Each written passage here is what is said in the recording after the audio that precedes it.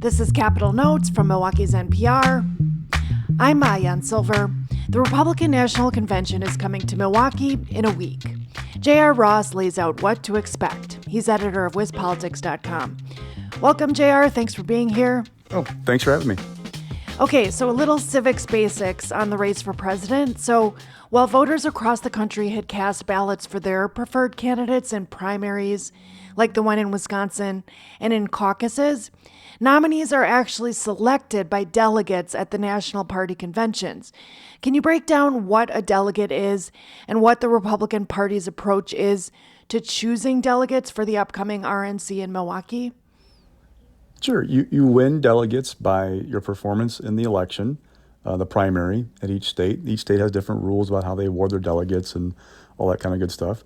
Those delegates are awarded. They are bound to you when you go to convention. They formally cast their votes for you at convention, and you are formally nominated.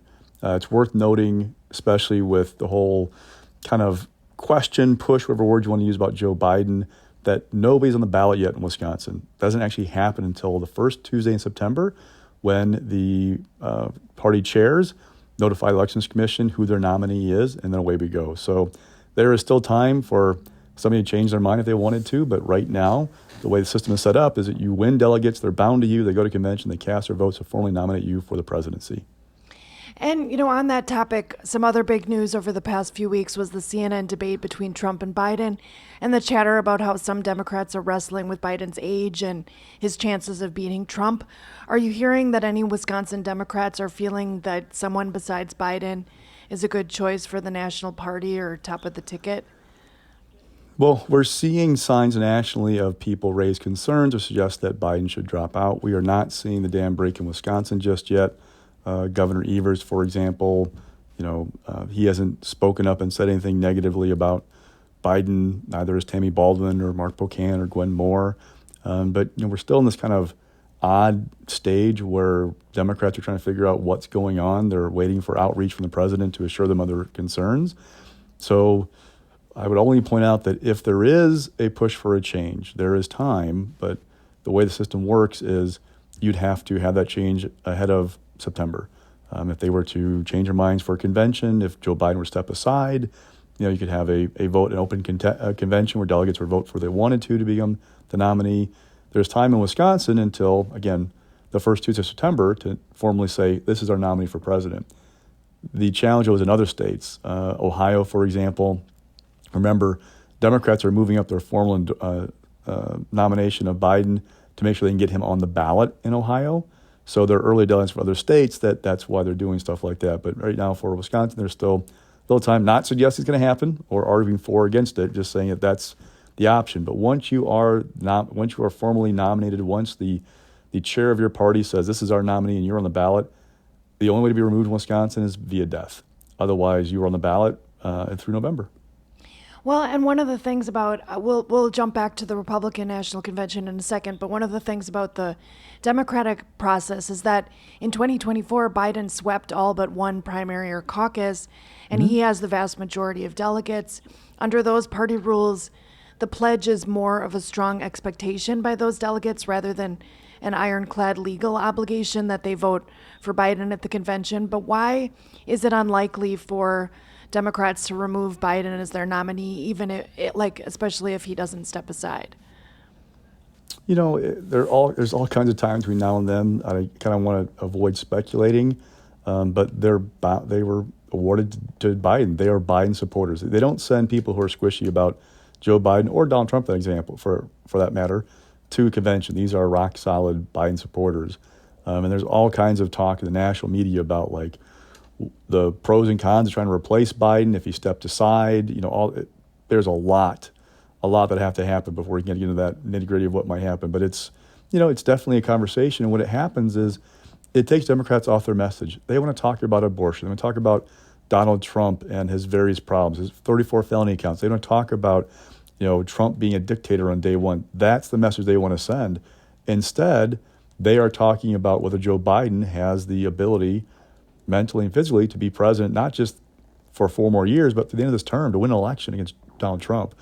And it's been notable that Donald Trump has largely post-debate not done a lot of public events, been pretty quiet. He's popped off on social media here and there, but they are allowing Democrats to kind of have their little moment of chaos and staying back. There's an old saying in politics: if your opponent is drowning, don't throw him a life raft or a life vest, right? You just kind of hang back. And right now, Trump, who is not known for his discipline, is smartly hanging back and allowing Democrats to kind of go at it. The constant discussion about whether Joe Biden should be the nominee, that takes the attention off of Trump's problems. And speaking of Trump's problems, he was convicted of 34 felony counts for his role in a hush money case in New York. What's the latest on that in terms of its timing with the Republican National Convention? Well, sentencing looks like it's been delayed. And that was going to be kind of an interesting juxtaposition, right? Having him sentenced right before the convention. That's not going to happen now. There are questions about whether the Supreme Court ruling applies to that New York case. There are all kinds of legal issues that are kind of impacted by that. And for Trump, it delays everything. And the more you delay and push it off, the more less than chance is going to bite you ahead of the election. So there's that going on. And Republicans now are, maybe face fewer questions about that at convention. We'll see. But they are going to go to Milwaukee and they're going to nominate Donald Trump, and away we go. You're tuned in to Capitol Notes. I'm WEWM's Maayan Silver, speaking with J.R. Ross, editor of WizPolitics.com. Okay, so we were talking about the Republican National Convention. Just under 2,500 Republican Party delegates will gather in Milwaukee for the convention. The prevailing candidate will need 1,215 delegates to secure the nomination. Former President Donald Trump enters the Republican field as the strong frontrunner and is expected to walk away with the lion's share of the delegates. Can you explain to someone who's never watched a convention how the delegate vote casting will unfold in the Fiserv Forum? Typically what they do is they go state by state, and there'll be somebody picked from the delegation who will say, for example, the great state of Wisconsin, the home of, the Green Bay Packers and the Harley Davidson, and, just kind of a bragging about how great their state is, probably cast its votes X for Donald Trump, that kind of thing. And then people cheer and they go on. So it goes state by state. The Democrats in 2020, because the convention was virtual, did something kind of interesting where there were shots of people in their states. It was kind of a different thing, but it's basically a roll call vote. These things are very, very orchestrated anymore. Years ago, there might have been some drama about convention, how things are going to go, but they become very much tightly scripted pep rallies. And, it's all about the message. Republicans want to send a message about Donald Trump, about their vision for America, why they think he's better than Joe Biden. Like, that's what they want to talk about. You'll occasionally see some news, some dissent. Remember in 2016 with Ted Cruz, and he lost the nomination to Trump, and there was some tension there. Some people weren't very happy with Ted Cruz's speech. That happens sometimes. It's always interesting to watch to see how the person who loses the nomination, how he or she reacts in the speech they give, if they embrace the nominee. But there's not a whole lot of drama anymore. It's really about, again, driving a message. It's a long campaign ad over 4 days anymore. A lot of our listeners wanted to know, Trump is so far ahead of the rest of the field who has dropped out, but he has more than 2,200 delegates and he needed about 1,215.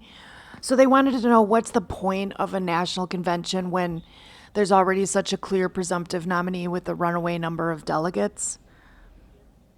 It is kind of like the traditional rally that turns the focus toward the fall. You do get 4 days of coverage in the national media that you're wall to wall about the convention and your speakers, and most nominees of each party get a bump out of convention. It's a phenomenon that's been seen for years, because you get the stage. It's your message, what you want to talk about. It'll be interesting to see, the timing here. Let's say nothing changes. So Donald Trump's nominated formally in July, Joe Biden in August. It's a later convention than normal. Do we see a bump for Joe Biden if things go as we expect right now? That'll be interesting to see. If you don't get a bump out of convention, sometimes that's a bad sign. But we've seen bumps before that fade quickly. It's just a big rally to formally kick things off and get you rolling toward the November election. Is there anything that you're watching for besides the nomination process for this convention in Milwaukee? How they handle the abortion issue. Quite honestly, I've covered 2 national conventions. There's not a lot of real news anymore. They're tightly scripted speeches and those kinds of things. So 2 was enough for me, to be quite honest. But with here, Republicans are dealing with the abortion issue. We've seen reports that Republicans are going to draft their party platform in private. Usually you have it kind of the committee meets in the open. We've seen abortion be an issue before. I can recall Tommy Thompson, when he was governor, trying to navigate that issue back in 2000 when George Bush was the nominee. And it's a real issue for Republicans because you have this part of the base that wants to have a national ban on abortion, period. They are true believers on that cause. Donald Trump has been trying to sound this tone of we need to win elections, and the vast majority of voters aren't there on a national abortion ban. We saw Ron Johnson, the U.S. Senator, go to the state convention and say, hey, I know some of you don't want to hear this, but we got to win elections, and calling for a national abortion ban is not going to win us elections. And if we don't win elections, bad things happen.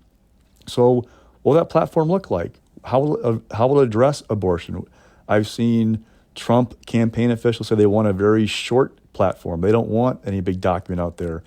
But activists do. They want commitments. They want to see a promise of, okay, I'm going to go bust my butt for you in this election by making phone calls and writing checks and encouraging my friends to vote. I want to make sure you're going to deliver on what I want. And if you don't have that enthusiasm, it can cause you some problems. And there are definitely some anti-abortion folks who are going, I'm feeling a little bit uneasy right now about Donald Trump because he keeps telling us to kind of stand down. We don't want to stand down, we want to fight. So how are they going to handle that issue?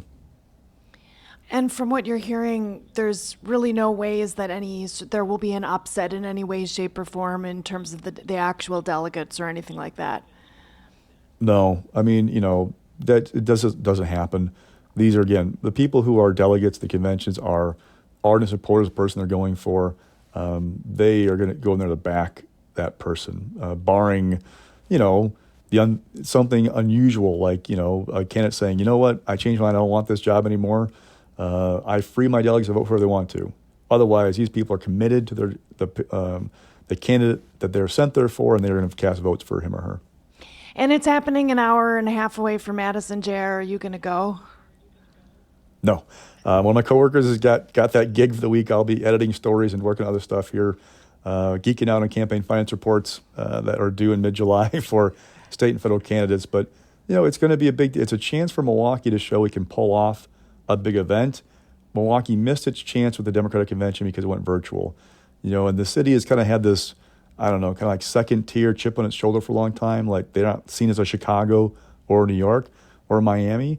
But if they can pull this off, then, hey, they might come back again for another convention down the road, either Democrats or Republicans. And again, underscores that we are a swing state, an important state. We are one of the ones that truly matter. And that's why Republicans are here. They want to win Wisconsin, and they want to plant a flag starting in July of like, we are here, we're committed to the state. We're going to try and pick this thing up again for Donald Trump. So we were talking about the hush money conviction and how that affected that sentencing is going to get pushed off. Republicans had lately pulled ahead in fundraising, in part due to money that came in after that criminal conviction on May 30th. But Biden's campaign just announced a June cash haul that's larger than Trump's. What I'd like to know is, you've told us here at Capitol Notes about how Wisconsin Democrats have been sort of a well-oiled machine, especially with fundraising, compared to the Wisconsin GOP. How does the national fundraising affect that? It depends on where Trump and the RNC direct those funds. So they've got a bunch of money. They've done a pretty good job of rallying around, getting donors to rally around Trump. Post-conviction, bringing in new donors. I mean, hats off to them for being able to capitalize upon that financially. The question is, where does the money go? They have competing interests. So, for Trump, Arizona looks easier to win. Georgia, easier to win. Where do Wisconsin, Pennsylvania, Michigan, where do they fit into the schedule?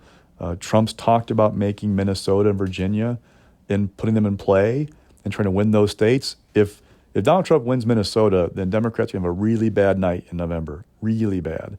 But if he can expand the field and has the resources to do it, then he forces Democrats to play some defense and put money other places to, try and push back against that. So it's kind of a calculated a game of figuring out, okay, how the pieces fit together. Where's the money go? If Donald Trump decides, okay, my 5 states are X, Y, Z, A, and Wisconsin, we could benefit. But if he has focus elsewhere, we'll just see. But I mean, people are expecting some money to flow here. For sure, the question is how much and how does it compare to other states, and where are the priorities for Trump and the RNC? And how is currently the states' parties, cash banks shaping? Like in the first quarter of 2024, the Wisconsin Democrats had outraised the Wisconsin GOP 15-1. Are the numbers still looking like that? Well, we got a peek at the Democratic Party of Wisconsin's fundraising through early June. We'll get a full report. It goes to the end of June, but they'd raised another $4 or $5 million post March. I mean, that's heck of a haul. Like, they're still pulling money hand over fist. Republicans have to file because that report was only due if you were involved in the primary that was held for the 4th Senate District this past week. Republicans weren't playing in that race because they didn't have a candidate. Democrats had a tie there, so they filed. Republicans didn't. So we won't know for a good apples-to-apples comparison until mid-July, when both have to file new reports to cover everything from January 1st through June 30th. That'll give us an idea. And we have been seeing monthly reports at the federal level. The Democrats continue to outraise the Republicans at a healthy clip every month at the federal level. So we're not seeing Republicans turn things around. But if you get a big infusion of cash from somebody, it can help level the playing field. That's what I'm watching for. All right. Well, thanks for filling us in on all this, JR, and thanks for joining me on Capital Notes. Anytime.